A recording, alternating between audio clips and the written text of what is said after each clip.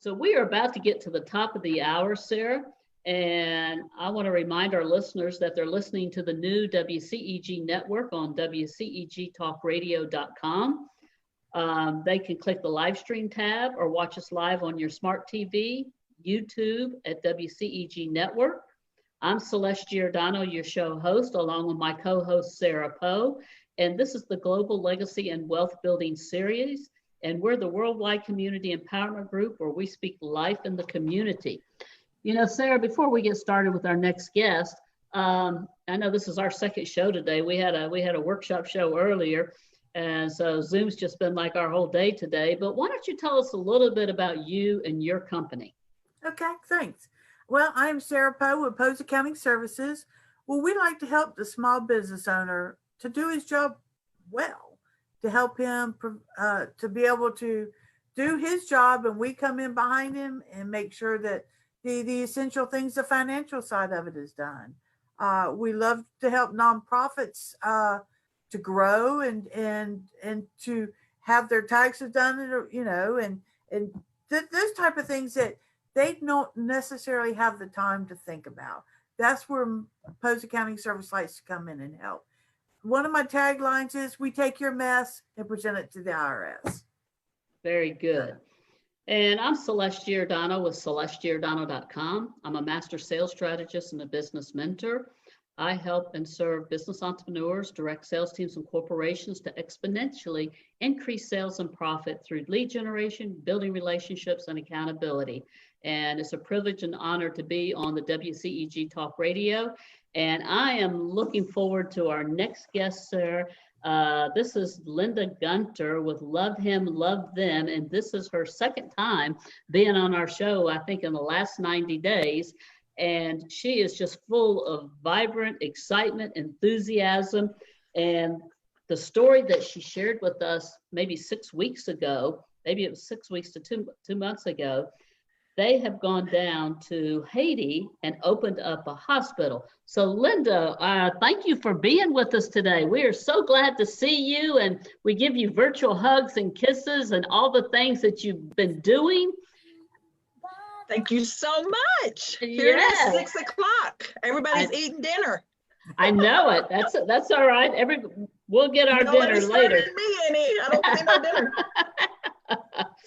So are you finally settled down from that amazing trip? I love following you on social media over in Haiti and what you were doing and just the amazing stories that you were sharing. I mean, you have so much energy. I want you just to filter some of that this way. I need some, okay? Well, I haven't done 4 Zoom calls today, so maybe that's what's sucking it out of you. I don't know. Oh, I know. I'll tell you, once you've spent a day or two in Haiti and you can come back and be in the air conditioning, it's very vivaciously energizing. You know, you should see us in Haiti. It's cool. I mean, that 106 I don't even know what it is, 2 million degree temperature. And, you know, I felt so bad. We don't have air conditioning in the hospital. So we got people in there. We've got to figure that out. We got to figure that out because it's really hot. When you're really sick, you don't want to be in really hot weather. You know what I mean? Yeah. Absolutely. Well, you know, before we get started, because I know some of our listeners and our audience maybe didn't hear the first show that we did, Linda, is why don't you tell us a little bit about Love Him, Love Them, and a little bit about the website and information, how they can get a hold of you, and then just sort of spool everybody up to date before we dive into this, because it's going to be action-packed. Okay, sounds good. So Love Him, Love Them is the name of our ministry, and basically it's the Bible in one sentence. Okay, so if everybody would just love Him and love them, woo, what about that? Our world that the way it is today would not even be the way it is today, right? So I am a volunteer. I'm the co-founder of the ministry. All of us in America, with the exception of one person, are volunteers. And our ministry started out of tragedy. My very best friend was tragically taken from this earth. And in the incident that took her life, it also took the father and the grandmother out of the lives of 5 children. Those 5 children just happened to be Haitian. They actually lived in Conyers, Georgia. And I live in Livonia, Georgia, the big metropolis up here in Lake Hartwell. A Walmart, just a bunch of chicken houses. But anyways, And to make a very long story short, which actually the whole story is in this book. This is our first book, Peanut Butter Crackers and Flip Flops, and it tells all the details of that story. But to make a very long story short, on the 17th day of the 7th month of the year 2007, the family living in my home, this home right here that I'm sitting in today, went to the size of 7 with children the ages of 7 to 17. Nobody else in the family wanted all 5 children. I didn't want 5 children. I don't even like children. But anyways, I ended up with all those kids. I didn't even have a vehicle at that time that was big enough to carry them around. I had to borrow a car. I didn't know where I'm trying to let you know how completely unqualified I was for any of this. And if you could talk to any of those kids, they would also tell you, she didn't need to be nobody's mom, I'll tell you that. But anyways, the Lord saw fit to have my husband and I with those 5 children that took our family to the size of 7. And it took me probably 2 years to even figure out where the schools were to put them in school. I didn't know. I mean, I don't even know, 1 in elementary, 2 in middle school, 1 in high school, 1 who had dropped out, was trying to get all of that straightened out, dealing with everything from teeth falling out to driver's license. And in the midst of that, they were all from Haiti. They were all Haitian. So I was also working on trying to get their citizenship. And in the midst of all that, I'd never been on a mission trip, never gone out of the country. I mean, I'm not a mission trip kind of chick. I like to stay at the Hilton or the Hyatt or use my husband's Holiday Inn Express points. But in 2011, to be very honest with you, I was sick and tired of sitting around for 2 and 3 hours at a time, opening up gifts. We would go from one event to the next event to the next event, and it just seemed like a waste of time to me. And we ran our house by family meetings, which were by Robert's Rules of Order, just to keep everything in line. And at our November meeting, I just said, I make a motion that this Christmas, nobody gets anything. And instead, we're going to take all the money we would normally use on Christmas, and we're going to go find an orphanage in Haiti to help. And we're going to use the money and the gifts we would get, and we're going to give it to them. And I couldn't get a second to the motion, because everybody was like, what do you mean by we're not going to get anything? And I was like, oh, it means the same in Greek, Hebrew, French, Creole. We're just not going to get anything. But fast forward 2011, my very white husband and our 5 Haitian children and myself got on a flight to Haiti. And it was insane. That was the year right after the devastating earthquake. And it was much more than I had anticipated it was going to be. And it just wrecked me, in all honesty. And what I saw, what I smelled, it was just insane. And one of the places that we went to was a makeshift orphanage, which had children in it who had lost their families in the earthquake. And it was a guy who taught music, and everybody in the neighborhood felt comfortable with him. Some of the kids had taken music from him. And so they all ended up living there. And that was one of our stops. It was actually Christmas Day, 2011 was the first day I met the 30 children that were living in that so-called orphanage. And miracle after, I don't know if you guys have ever witnessed miracles, but my life, that was when I started witnessing actual literal miracles. I mean, like where you open up a suitcase that before you got there only had a certain number of things in it. And then when you get there, there's like multiple things in there for each child. That was one thing that it's like the fish and the loaves. Yeah. I guess if I can multiply fish, you can multiply flip-flops, apparently. And we gave gifts to those children. And before we left, we heard them sing. And I was a pretty selfish, mean, I don't know. I don't want to use a whole lot of adjectives to describe myself, but my focus was not really on other people at that point in my life, even though I had taken in the 5 kids. But that day when I heard those children sing at that orphanage that had no running water, no electricity, no ham on the table, no Christmas tree, they didn't have nothing. And yet they sang with a joy that I had not experienced before. And so I was sitting on this urine-stained daybed. Somebody had handed me a 4-month-old child that they had dropped off the night before. And I literally felt like at that moment, Jesus Christ himself tapped me on the shoulder and said, Linda, this is the joy of the Lord. No matter what your circumstances are, no matter what materialistic things you have or don't have, I want you to look at these kids. And Linda, you ain't got that joy. Your joy comes specifically from your circumstances, what you have, what you don't, when your husband does what you want him to do, when these kids do what you, I left that orphanage that day a completely different woman. And I told the guy that brought us there, I said, somebody needs to bring those kids to the United States. I said, you're not going to believe this, but most people in the United States have everything they need. I mean, I don't know anybody that doesn't have today. I trust you. Everybody in my neighborhood's got their air on or their electricity on. You know, it's light outside and I got lights on. Yeah. Everybody in the United States has everything they need. And most of them have everything they want, but they're not happy. They don't have any joy. And I said, you know, I knew that day that those children had changed my life just with that one song. And I realized somebody needed to do that. Well, to make a very long story short, that somebody ended up being me. And so 4 or 5 years later, because you don't just run to the Delta ticket counter and buy 30 tickets for 30 children in an orphanage. We had reached out to every major organization in the United States that had a large footprint in Haiti. And we were told we were, you know, looking for a pipe dream, that it would never happen. The government would never let them out. Before you can get the airline tickets, you have to get a visa. Well, that's not a walk in the park. And before you can get a visa, you have to have a passport. And before that, in and of itself, was insane. And before you can get a passport, you have to have a birth certificate. And the majority of the children we were dealing with had literally were the only members of their family that had been pulled out from underneath the rubble of the earthquake in Haiti. We didn't know birthdays. The entire administration in Haiti had gone kaput during the earthquake. So it wasn't like we could run to the courthouse and look that up. And so that's the level we started at with this project. And yet God saw fit in 2016 that the Haitian Orphan Children's Choir is what we called them. The Love Him, Love Them Haitian Orphan Children's Choir came to the United States. And they sang from Fort Lauderdale, Florida, all the way up to Washington, D.C. And they broke hearts.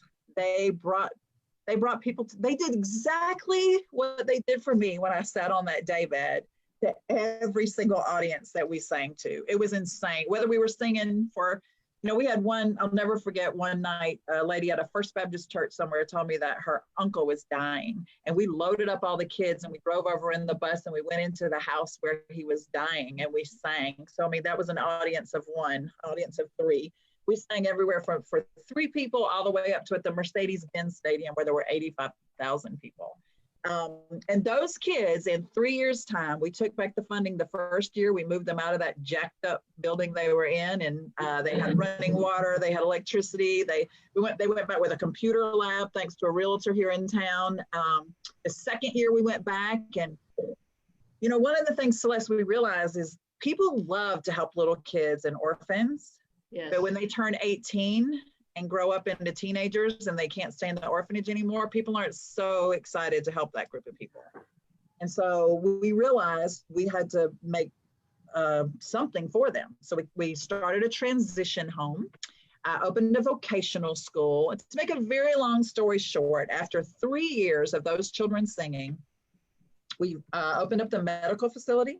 We opened up the transition home, the vocational school, and we currently have 6 locations in Haiti and are feeding over 5,000 children a day. Oh, Isn't that wow. insane? That's amazing. That is awesome. To top that off, as if you could, 22 of those 30 kids from that orphanage that we were at on Christmas Day in 2011 are currently living in the United States of America on student visas with host families, or they are in the process of being adopted by families here in the United States. So that's crazy. Well, you know, Linda, you and your team have done an amazing job with Love Him, Love Them, and with those children from Haiti. I mean, I get teary-eyed every time I hear you talk about that. Oh, well, it's, you know, it obviously was a plan that God had. It sure wasn't my plan. I mean, my husband and I, our book opens with our first date where we made a deal at the Embassy Suites in Charlotte that we weren't having any kids.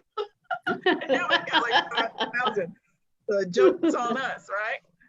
Absolutely. So since the last time we talked with Love Him, Love Them, You've been busy opening up a hospital in Haiti. So tell us a little bit, how did that go and how is Haiti today?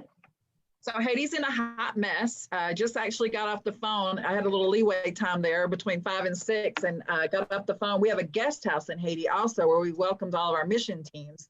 And teams are not coming right now because we're at a level for, well, even when I went to open the hospital, we were at a level 4 security, which was do not travel. But the issue right now is the fluctuation of the food. So she was literally calling me about paying the staff at guest house. And she said, if I give them the same amount I gave them last week, like 40% less than what we paid them last week. She was like, what do you want me to do about that? So I don't even know how the world works about money, or I didn't know we had anything going on in the United States. But right now, something that's $1 today in Haiti could be $10 tomorrow, which is very interesting. But Celeste, the most exciting part about the hospital, you know, the reason we opened the hospital was like maybe 3 years ago. We already had the church there at this location where we put the hospital. We already had the vocational school started, and even though it's in the middle of nowhere, it kind of looked like there was something there, right? So a lady had come down. One of the big modes of transportation in Haiti are motorcycles. They're called motorbikes, and they're used as or like a taxi. And a lady came down the mountain who was about to deliver, and the tap pulled into our location, seeing the other buildings and assuming there was medical help there. Well, there wasn't. There were teachers and pastors, but there was no medical facility. And to make a very long story short, they pulled in, she was in labor. The next place for a hospital was about 4 hours away. And we lost both the baby and the mother. Oh. And so that was devastating for me to think somebody pulled in there to our location thinking that was happening. And so we decided that day we were going to open a medical facility, but we didn't know how, we didn't know what we were doing, which has never stopped me before. So we just kept moving forward. So this medical facility that we had been planning is 3 stories high. It was including surgical on the 2nd level, just a huge hospital.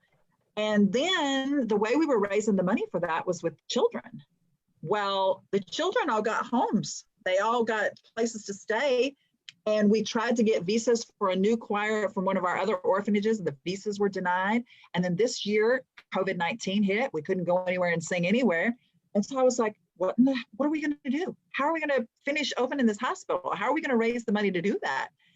And so we pivoted. And so instead of there's that word, pivot. So instead of opening a 3-level hospital, we opened a 1-level medical facility. And so the grand opening was August the 29th.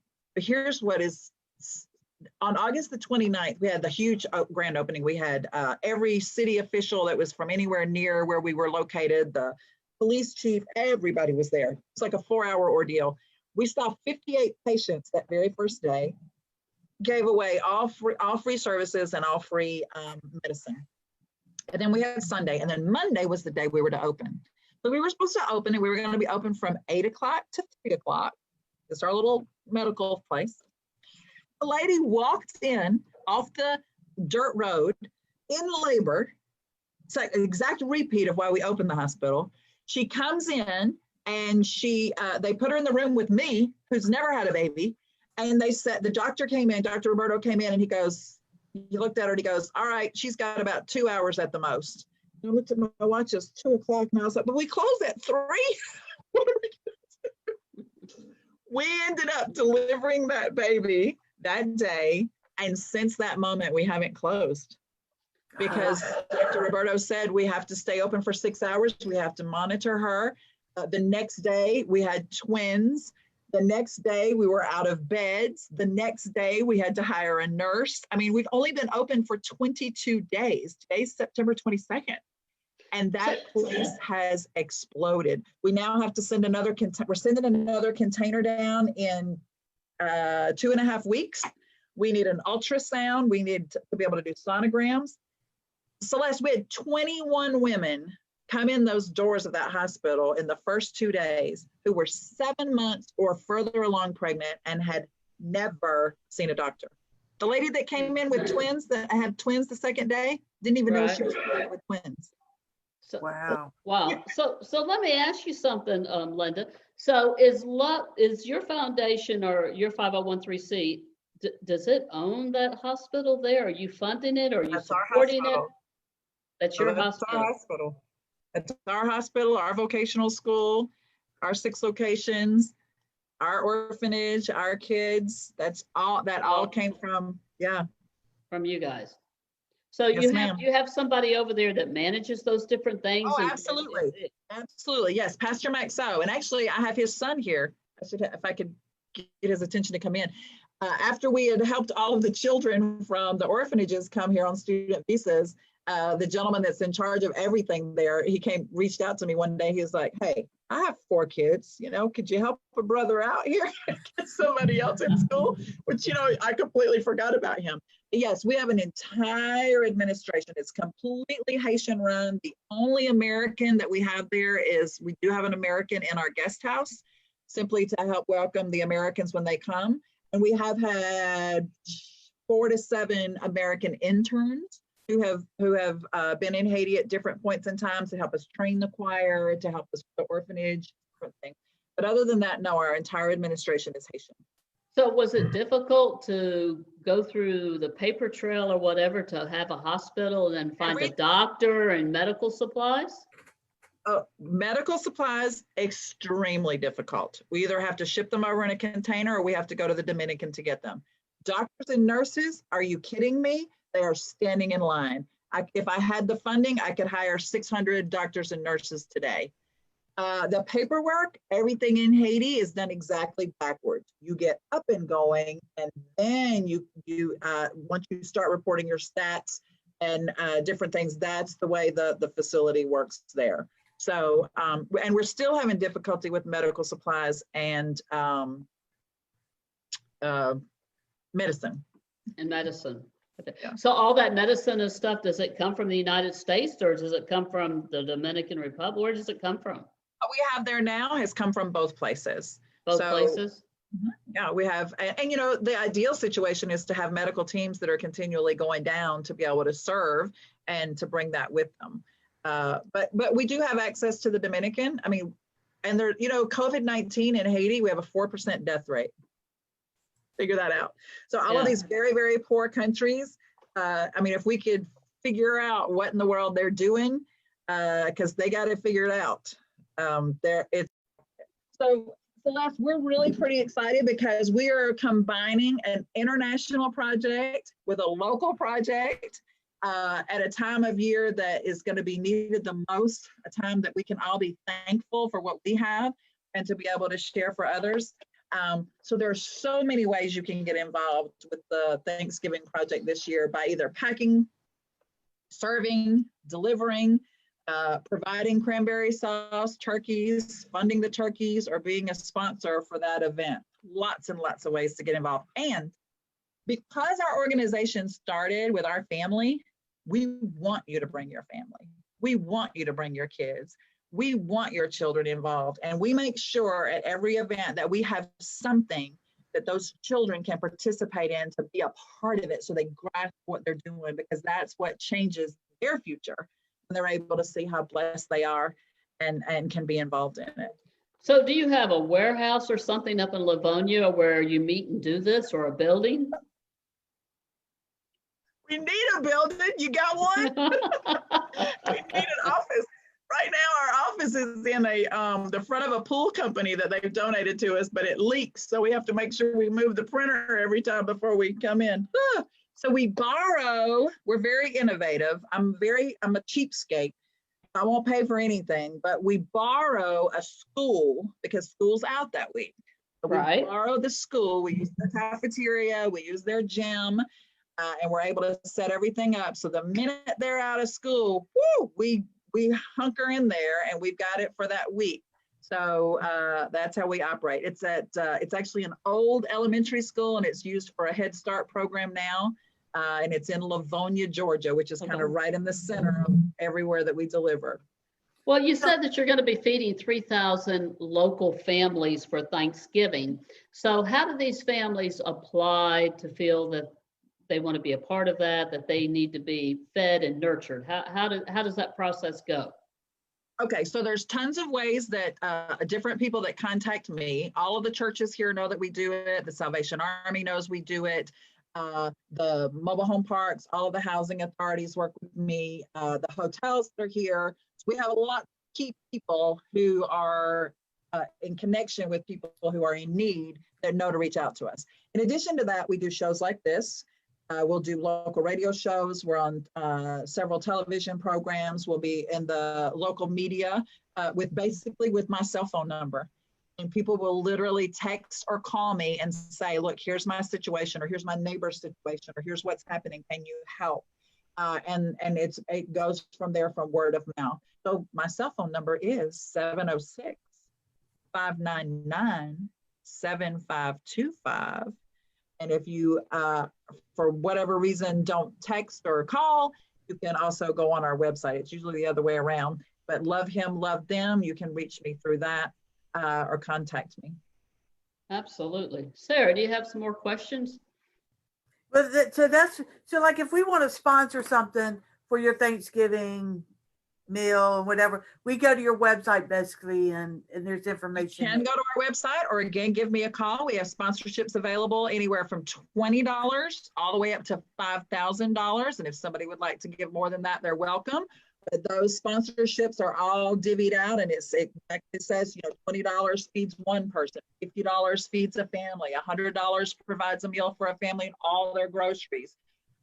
Last year, this event ended up providing housing for, I told you we do anything they need. So, we ended up providing vehicles for people. We ended up providing jobs for people. We ended up providing housing for people.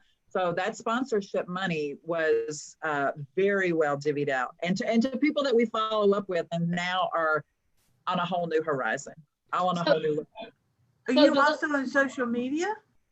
Pardon me? Are you also on social media? Yes, we are on social media. So Love Him, Love Them. Okay. We are on Twitter. We are on Instagram. We are on Facebook. Our guest house, if you want to go to Haiti and stay there, our guest house is on as My Father's Guest House.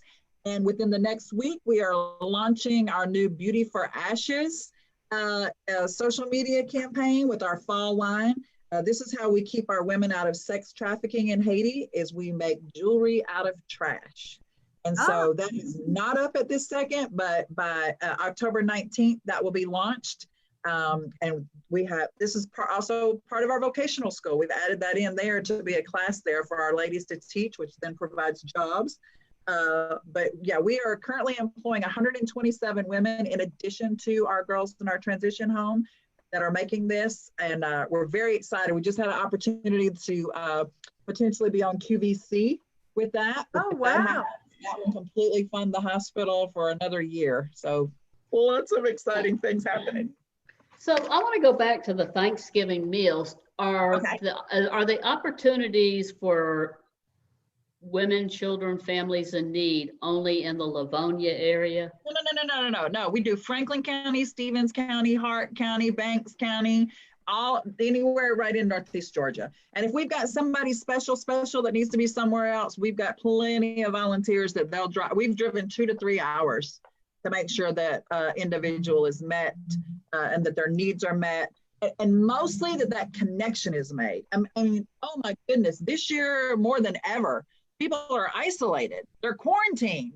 They need a friendly voice. They need a light that can shine bright into even if it's from their porch on their window. This year more than ever, it's really important for that personal connection. Absolutely. So in other words, for them to reach out to you, they call you or text you. Is that what you're saying? Or go on the website. There's a section. Is there a drop-down menu on the website, Linda? So what do they do? No, and we're not going to, I don't know that we'll ever do it that way. And I'm going to tell you why. I want to have a personal conversation with every single person. I agree. That's been huge for me. When you start just having a list or somebody sends you a spreadsheet, it just doesn't work the same. When I have specifically spoken with each person and they can tell me exactly what their need is, Now, when I send the delivery, I know what delivery person to send out. I know what person would be the best match with that person.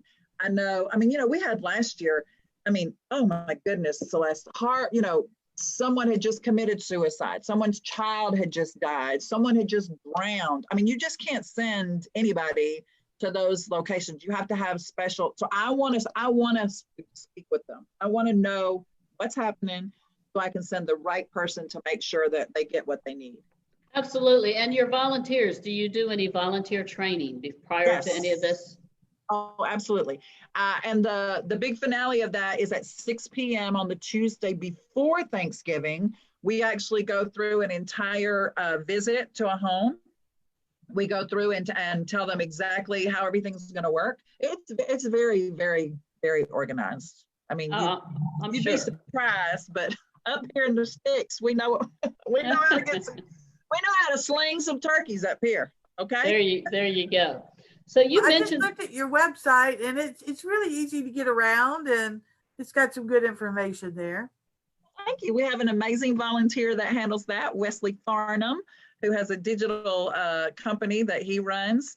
Actually, he was just celebrated his wedding anniversary yesterday, September 21st. We married them off last year.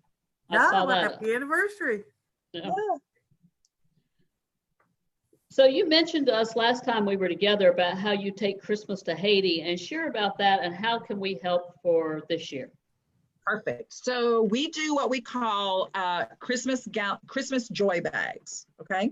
So, and we start that at our Thanksgiving. There's actually a table at our Thanksgiving event where you can go and start setting up your Christmas joy bags. But this is really an amazing opportunity for women's groups, Bible studies, organizations, just friends, and even for grandmas. We have a lot of grandmas that'll take their grandchildren to like the dollar store and go through with this gallon bag. So the way that works, and that is it should be on our website where it says Christmas joy bags, and it does have a drop down of how what the stipulations for that are. But you make them for little girls and little boys, and then there's a color. For little girls is pink, for little boys is blue, or you can do big girls or big boys. For big girls is green, for big boys is red. I think you'll have to check that out. And so you put that on there, and you put in there whatever you want. With the thought process that's all that kid's going to get for Christmas. That's it.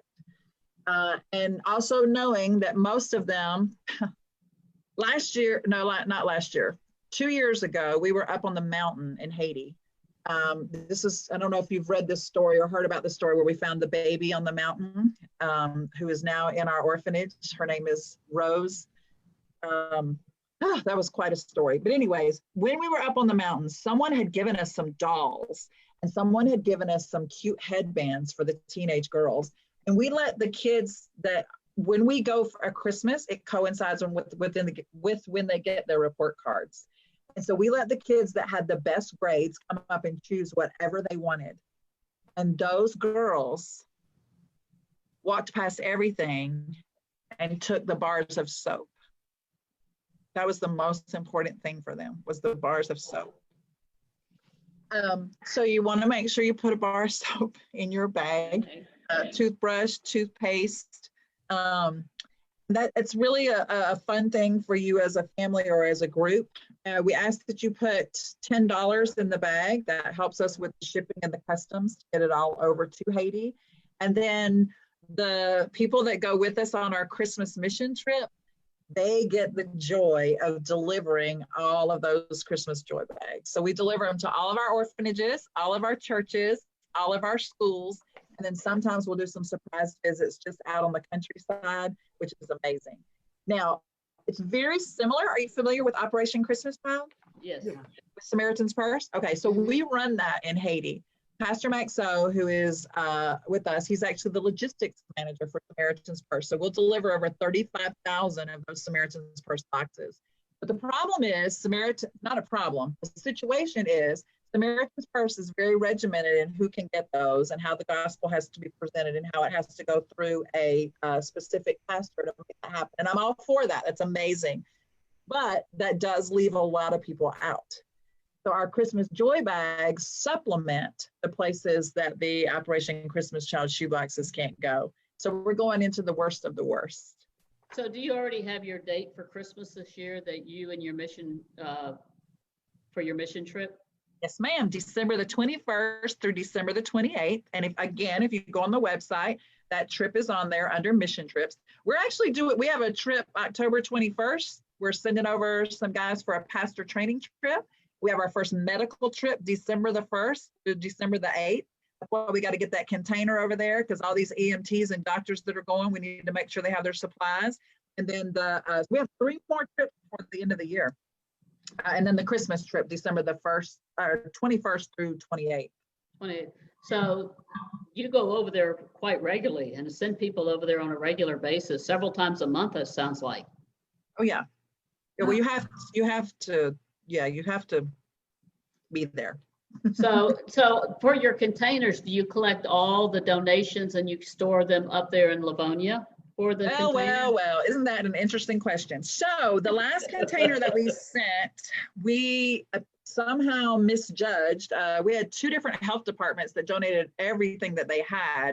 And so somehow we misjudged that. So our last container, that's a story in and of itself. We did a whole television show about that. It was remarkable of how that all worked and didn't work.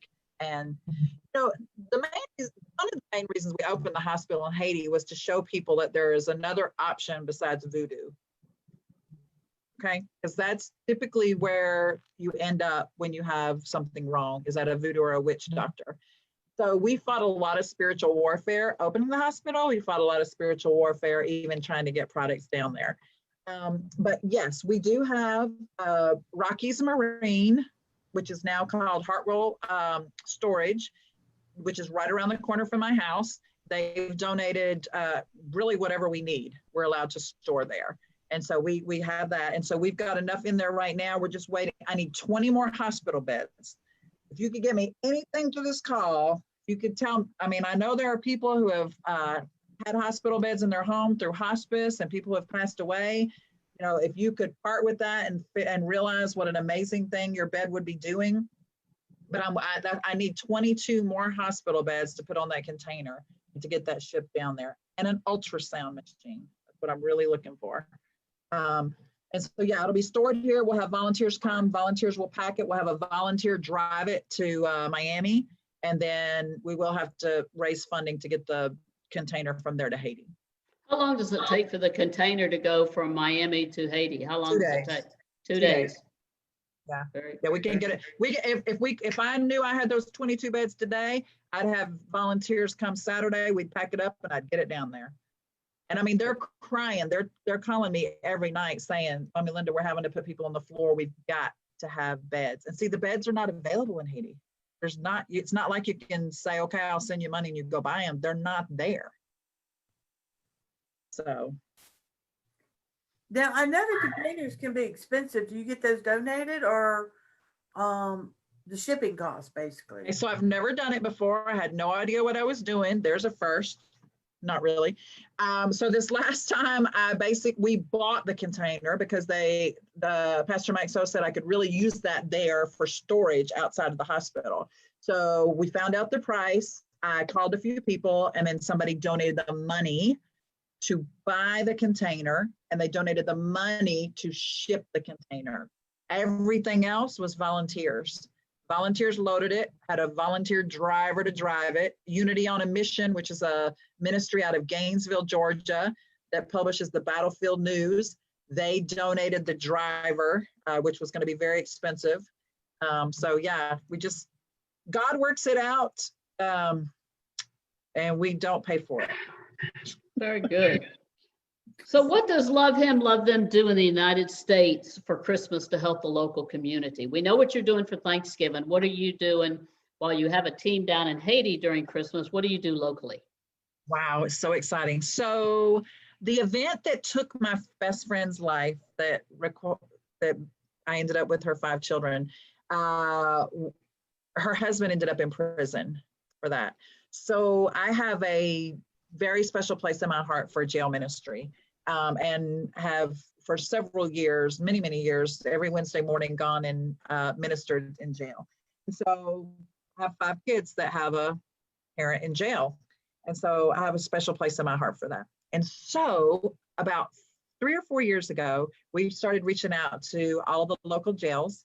And we said we wanted to have a list of everybody that's in jail, all the kids they have.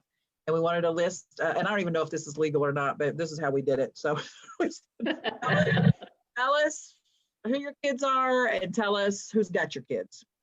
And we just sent a letter through and talked with all the wardens and everything. And we said, because this is what we're going to do. We're going to reach out to whoever's got your kids, and we want to have an event for them. We want to do dinner for them. We want to present the gospel for them. We want to provide them with Christmas. That's how we started it.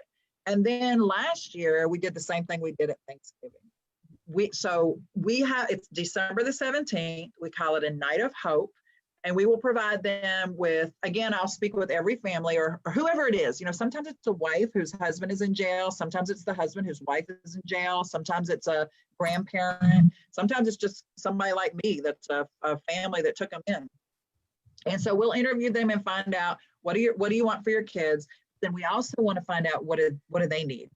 And so last year, oh my gosh, last year was amazing. So last year, before the event was over, we said, and there were probably, I don't even know, 300 people there, maybe more. And we said, don't anybody leave here tonight without whatever you need. If it's counseling, if it's a job, if it's a house, if it's transportation, whatever you need.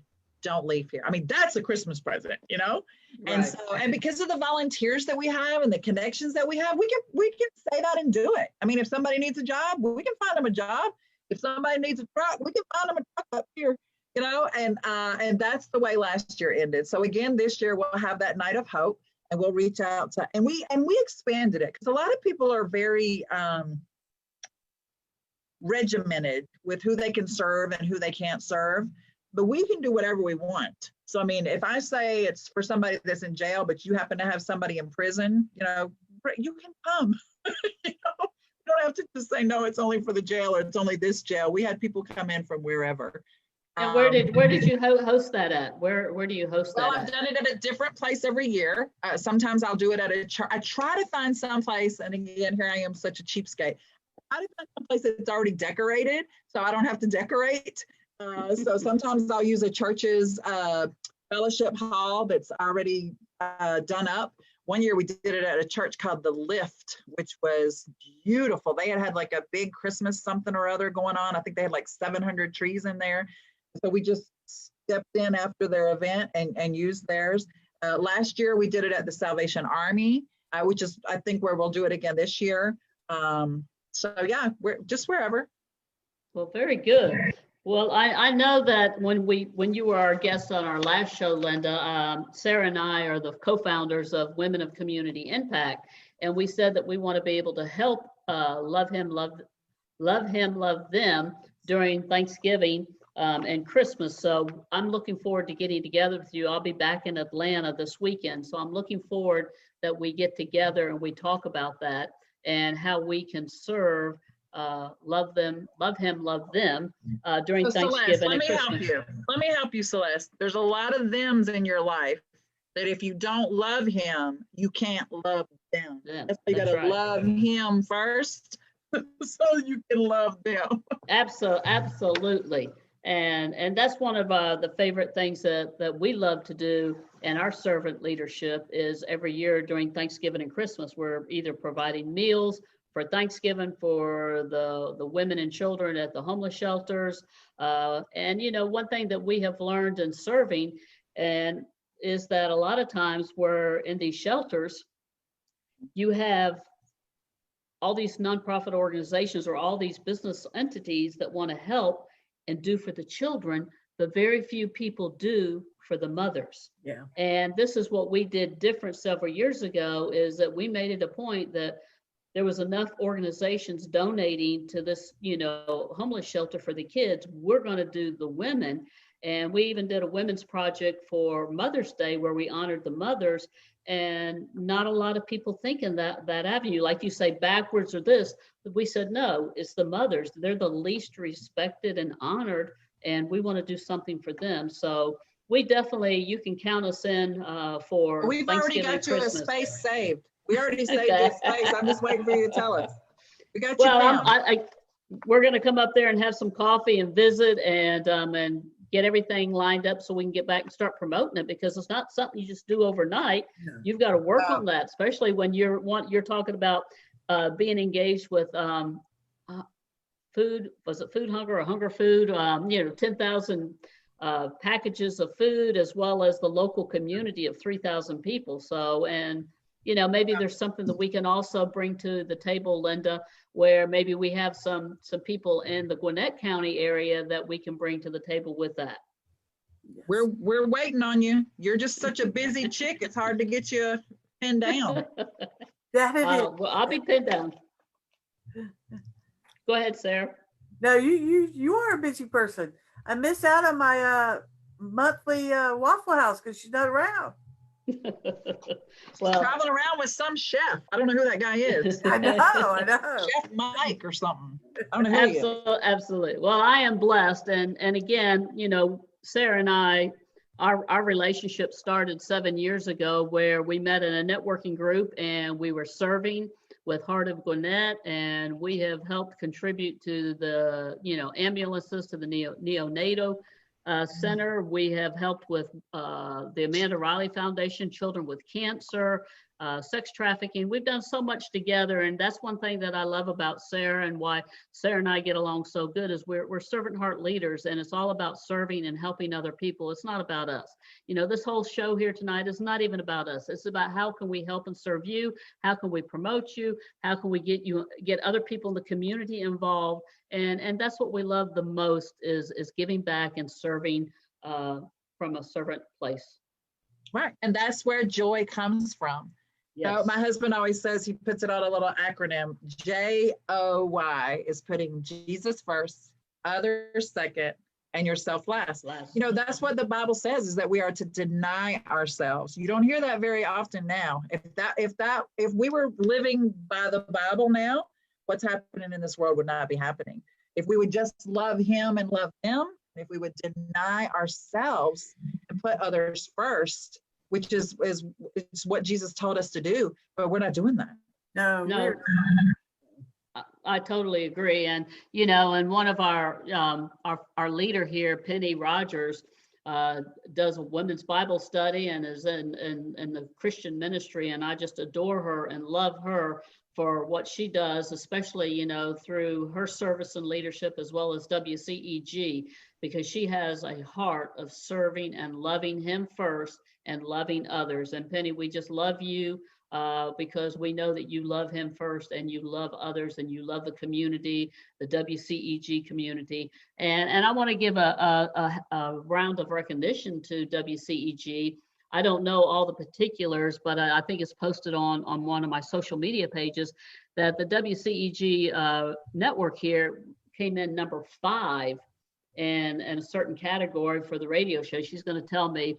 But anyways, it comes in for the category that the WCEG is number 5, with amongst many, many other local or statewide radio stations.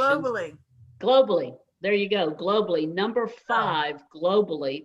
And then I think it's another number 3 for something else that they came in. So Penny has just really, first in talk radio genre. She's just put it up for us. She gave us a little sneak peek. Yes, first in talk radio, however you say that word.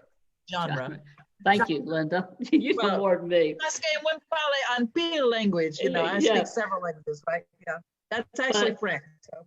Yeah, but again, that's why, Sarah and I, we connect with a lot of like-minded people, and I connected with Penny 4 years ago, had the opportunity to speak on a radio show. She invited me back, and she had a vision of doing a global legacy of talking finances and helping business entrepreneurs and people. And then, Sarah and I are passionate about the nonprofit industry, that this is how our marriage came together, where we had a marriage with WCEG to globally, help business entrepreneurs and corporations and people grow their business, and then also help in the nonprofit arena. That's what we're here today, talking about the nonprofit arena and how we can help promote nonprofits and how we can be involved to help grow nonprofits to serve, because it's all about that ripple effect and giving back and serving.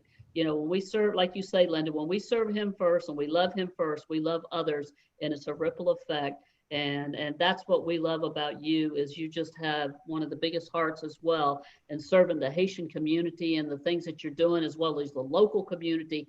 And you know what? It just takes one person to have a goal and a mission and a dream and a vision, and want to have joy in their heart. And then it becomes contagious and people want to get involved. And next thing you know, we have this one little thing that comes in, it manifests into something super huge and big. And next thing you know, in a few short years, look what you're doing, a hospital, you know, all the different places that you have down there in Haiti, all because you went down there and had joy.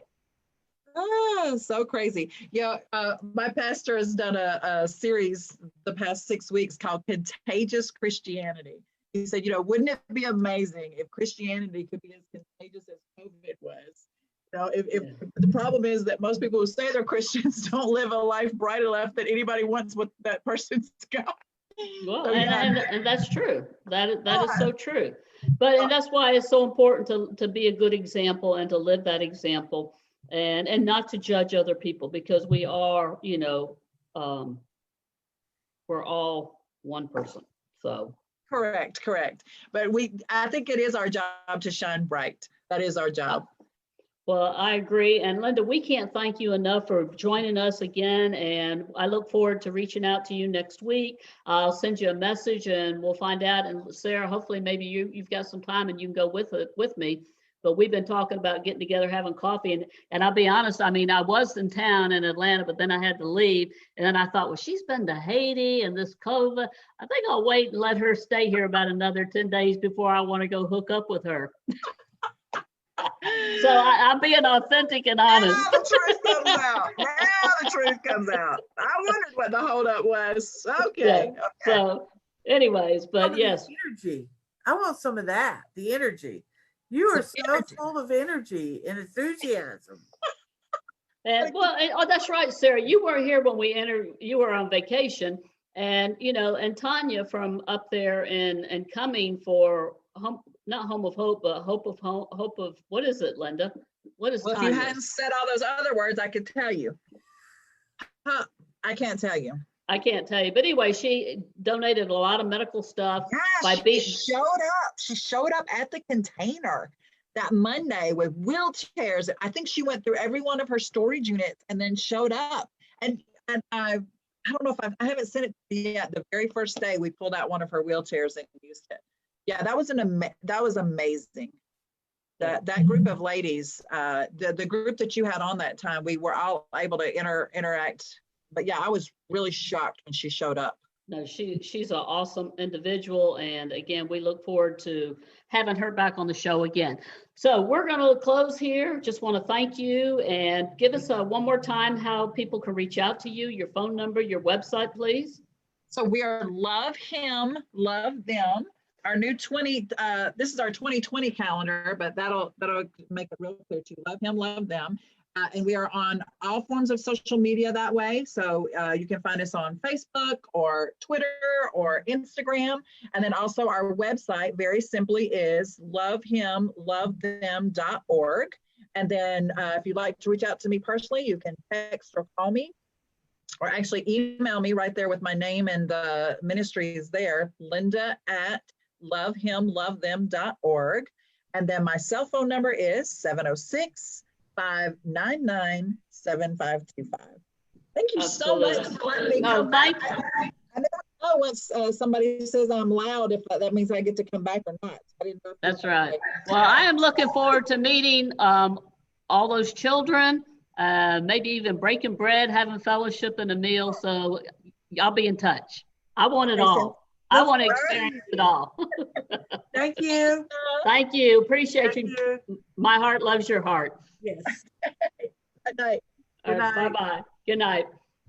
Wow, Sarah.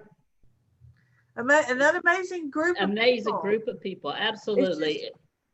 Just the things that when people set their mind to what they can do, it's just amazing. Absolutely. I think Christine Martinello was my co-host while you were on vacation when we had Linda, and we had Bobby and Lisa Patterson and Tanya up there and coming. I can't think of that name to save my life, and I apologize for that. But anyways, it's just an amazing story. And I just love how we have brought these people together, and people are helping and volunteering and donating and serving. And I'm looking forward to what our nonprofit, the Women of Community Impact, can do to help during this last quarter of the year. We always do something for Home of Hope, the Gwinnett Children's Shelter for the women and children.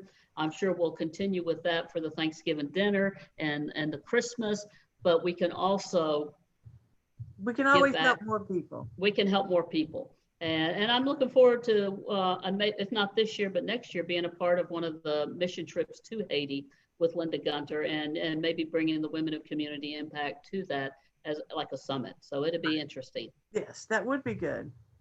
And last but not least, I just, again, as we close, want to thank Penny Rogers with WCEG Talk Radio and her committee and board for giving us this opportunity to have this show here twice a month. It's the first and third Tuesday of each month. The first Tuesday is always for profit, and the third Tuesday is nonprofit. And want to congratulate Penny on being number 5 globally with WCEG Talk Radio, and the first number 1 in talk radio, however you say that. Now I can't say it. You got it. So anyways, Penny's laughing at us. So anyways, we love our community. If you have any questions, you can go to WCEG Talk Radio. We'll be glad to answer them. And I think our next show is whatever the first Tuesday of October is, and the third Tuesday. And then in November, I think we're November 10th. And then that should be our last show for this year. We'll be on holiday for the Christmas holidays, Thanksgiving holidays, doing our service projects, and hopefully coming back in 2021. So with that said, thank you. And thank you, Sarah. Thank you. Look forward to seeing you in a few days, my friend. All right. Thanks, Penny. Thank you, Penny. Love you. Bye-bye. Bye.